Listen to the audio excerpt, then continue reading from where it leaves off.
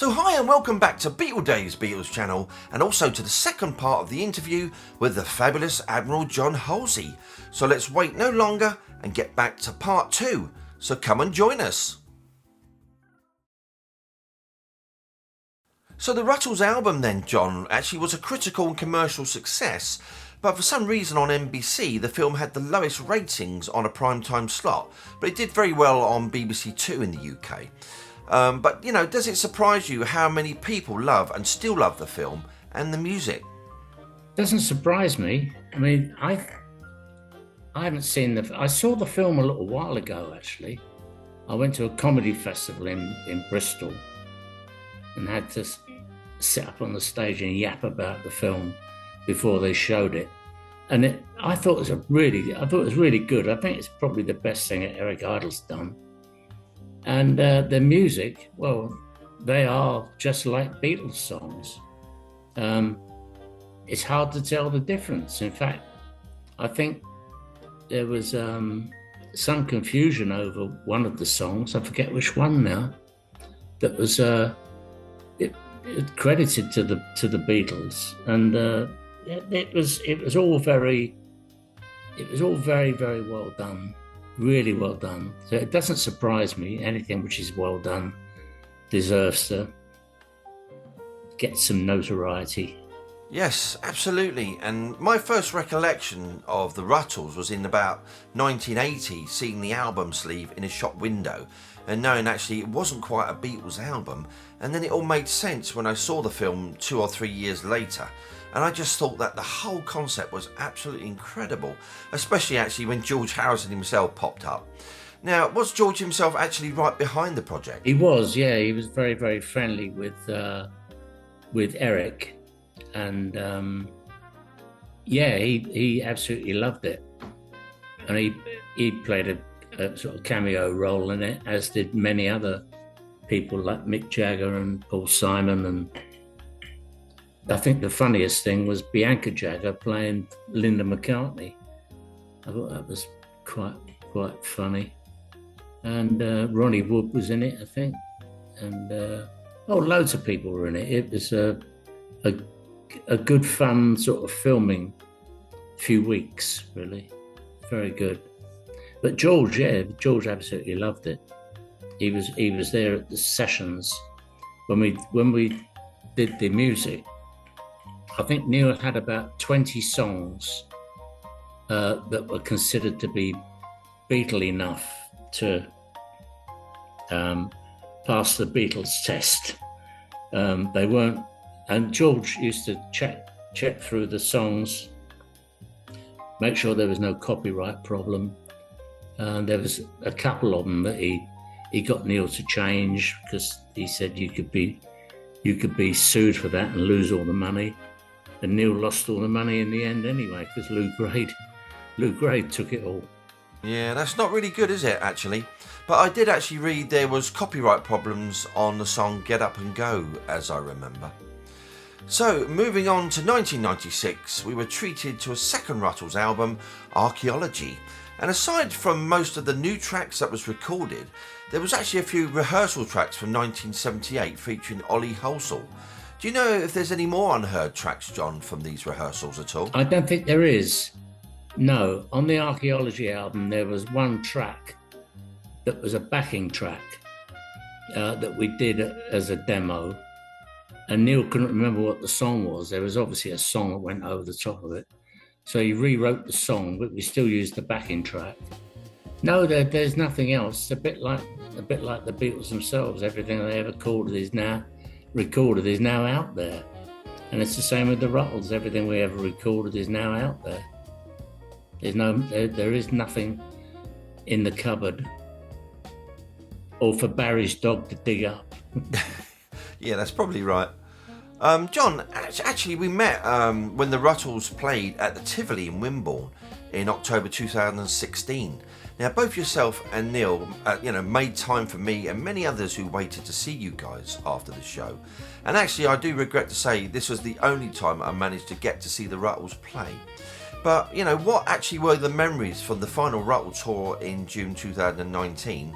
and also the last time you'd worked with Neil Innes. It was good. The tour was really good, and the band was really good. And Neil did actually say to me in a quiet moment once when we were in the dressing room, Neil said to me, "I think this is the best band I've ever worked with." So he was well pleased with it, and it was good. It was a nicely put together band. Everybody played their role, and I can't remember, is that the one where we had Elliot Randall working with us as well? I don't think it was the one. It might have been, but we had Elliot Randall working with us from Steely Dan, who used to sit on the edge of the stage and make noises on his guitar, apart from we did Reeling in the Ears, and then he would stand up and blaze his fingers over the fretboard. It was a good tour, really good. I know when we finished, my son, Rue, he turned up at the gig. That was right. Yeah, he turned up at the gig and he had a van. He had a van with him. And we loaded all Neil's gear into the van. His amplifiers, his stage stuff, his guitars, his keyboards, absolutely everything. And it was brought back to my house where I got a couple of sort of outside lockups because it's an old farmhouse.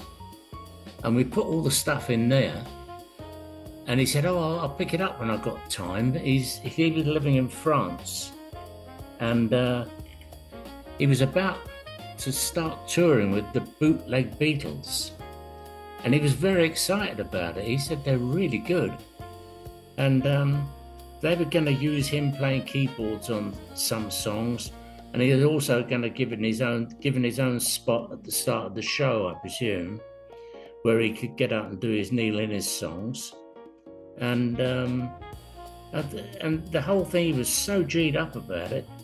And he had said to us, when I finish this next year, because this was late on in the year, it was about October, November. Next year, he said, we ought to record an album, not just written by me, but written by everybody in the band. We'll record an album and release it and go out and promote that as another Rutles gig, LP and tour and all that. So people had started scribbling notes down, and I think Ken had written a couple of songs that he thought was suitable and all this and that. And then he turned up one day when he was doing this bootleg Beatles thing with Yvonne, his wife, and they got all the stuff out of the shed. It had been in there for a few months by then, covered in cobwebs and dust, all his guitars and everything, and loaded it all up into this van and drove off into the sunset like Ronnie Reagan riding his trusty stallion. Drove off into the sunset, and that was the last time I saw him. And then I heard on New Year that he collapsed and died in France after leaving a party. I was in hospital at the time. I can't remember what was wrong with me. I had something wrong with me. And my wife came up to the hospital and said, "Neil has died," and could have knocked me down with a feather. Wasn't expecting that at all. So he still had ideas and was still ongoing. I think he just released a new album. He was trying to do some crowdfunding with it.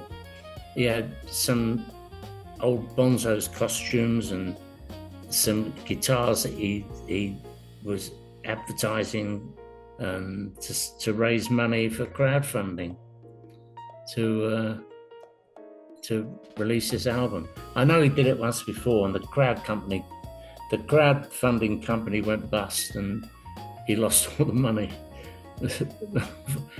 Funny enough, it's a typical sort of story that goes with Neil. But yeah, that's what was going on. And then, of course, it was all very sad. And then COVID came sweeping in and set everybody sitting at home. And so nothing much happened then for a couple of years. And, you know, the problem was you could catch it over the phone. Yeah, I think many people were shocked at Neil's passing at the time. I certainly was. It was incredibly sad. What a lovely guy he really was.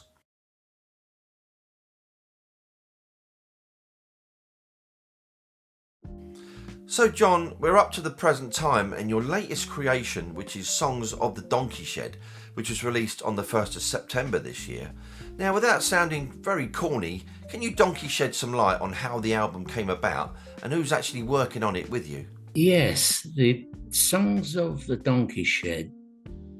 When we were touring with the Rutles, I always used to be pulled out the front. Neil always used to call me the noisy one at the back. So I was pulled out the front to be the noisy one at the front on every gig. And I would do various silly songs.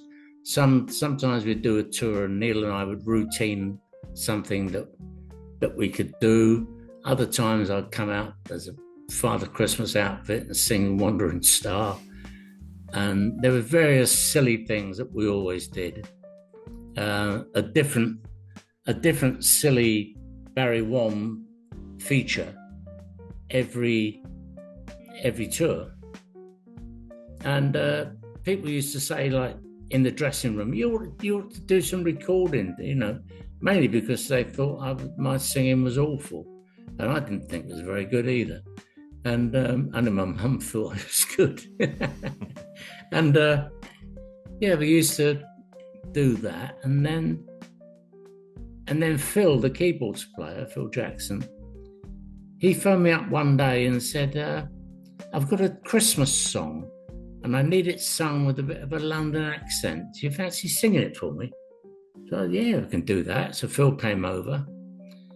On my property, we had a shed, which was a donkey shed. It's got a door that opens at the top and opens at the bottom, and it's a half door.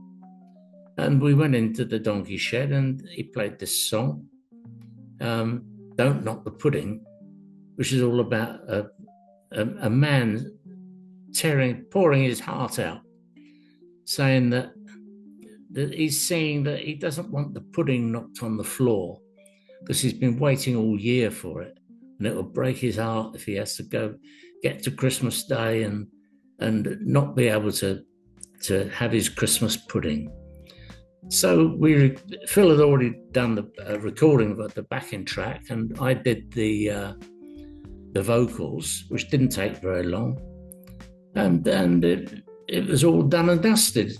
And then Phil said, "Is there any other songs you'd like to record?" So I said, "Well, yeah, we could do it." And we got talking about what Neil has always said, you ought to do some recordings.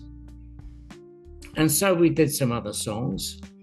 Over the next sort of couple of years, probably, I would go over to Felixstowe where Phil lived, or he would come over here and we would tour around with various songs, some of which were scrapped and other ones that we thought will work really well.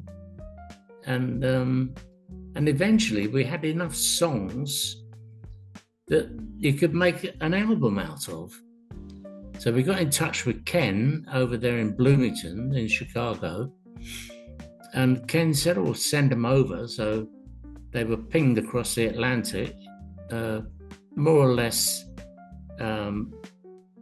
me doing the lead vocals, Phil doing some harmonies and rhythm guitar work and keyboards, obviously, which is his forte. And we sent these songs over to Ken, and then Ken, one at a time, very methodically, did these songs. He put guitar on, or bells, or cockerels, or dogs, various things, and they were worked on one song at a time. And Phil would come up with ideas. Why not try this, try that? I started singing music in a Maurice Chevalier French accent, and Phil said, try doing the whole song like that, which we did, and that's how it is on the album. And then we did a thing of Autumn Leaves, the old sort of standard, jazz standard sort of song. And it didn't really work out because it was the original idea was done with Neil, and we used to do. I would sing the autumn leaves, and he would give a smart ass answer after every line. But when we tried it, not being on stage, it didn't really work out. So Ken said, "Put something else over the top." So I just wrote a little sketch about a man who's up in the loft and he's trying to mend a leak. And things like that. And there's other songs. When I was with the Pattos, I used to sing a song called Stairway of Love that was a hit for Terry Dean. And Ken come up with a good track for that. It's very clean and precise, and I croon the vocal over the top. And then there's a song that Ken wrote as well. There's Phil's song, Don't Knock the Pudding, on the album. And there's Ken's song, Last Call, which is all about a publican ringing the bell and singing and shouting out last orders. But Ken got it wrong and thought it was Last Call. His powers of recollection are not that good, obviously. And eventually it was all done. And then leaving it with Ken, he then took it somewhere else nearby to a guy who mastered it and then sent it back again. There's all this stuff going across the Atlantic. I got it back again, soaking wet, it's covered in sea salt. And we got it manufactured, and there it is. It's available. It's available, and I'm very proud of it. And I think Phil and Ken are as well. It's turned out really, really good. Everybody who's heard it absolutely loves it. It's not a comedy album, but it's certainly a fun album. It's just fun, you know. Anybody who's looking for a deep message in it is going to be very disappointed. It's just a fun album. Well, that's right, isn't it? And it's very, very well played. The musicians on it are superb, especially the drummer. And it's available. It's available. Well, thanks to Phil for sending me a digital copy. I've now heard the album and it's fab, and to me it's a very Barry Wom-esque CD, and I do love the video ending of Out of Town, but no spoilers here. So you've got to go and watch it yourself. So right, now, where can we get this CD from, John? It looks like, I might be wrong on this because I'm terrible on anything technical. It looks like Linktree. You go on Linktree/Admiral Halsey, and up it all comes. There's T-shirts and the album and something else I did a few years ago when I was being nagged in the dressing room to do some recording.